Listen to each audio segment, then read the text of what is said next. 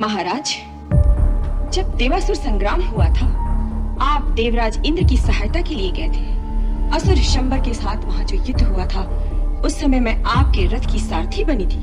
और उस युद्ध में जब आप बर्छी लगने से घायल होकर मूर्छित हो गए थे, यदि मैं उस समय शत्रुओं के बीच में से रथ निकाल कर ना ले जाती तो आपके प्राण ना बचते। मैं तो केवल इतना याद दिलाना चाहती हूँ कि उस समय आपने कहा था, प्राण प्रिय, तुमने मेरी प्राण रक्षा की है, मैं तुम्हें 2 वरदान देता हूँ, मांगो, क्या मांगना चाहती हो? ठीक है, तुम्हारे लिए हम राम की शपथ लेकर कहते हैं कि जो मांगोगी इसी समय देंगे। देंगे? हाँ हाँ।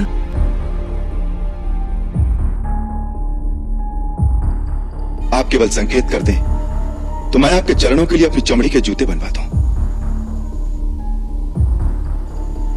पिता की भांति आपका भी उतना ही अधिकार है मुझ पर, इसलिए यदि वो नहीं कहते तो उनकी ओर से आप ही कहिए।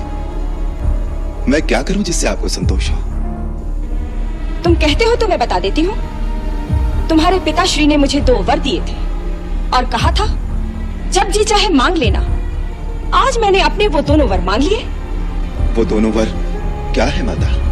पहला ये है कि तुम्हारी जगह भरत का राज्याभिषेक हो, और दूसरा ये कि तुम मुनि वेश धारण करके 14 वर्ष तक वन में रहो। बस इतनी सी बात पर इतना विवाद था?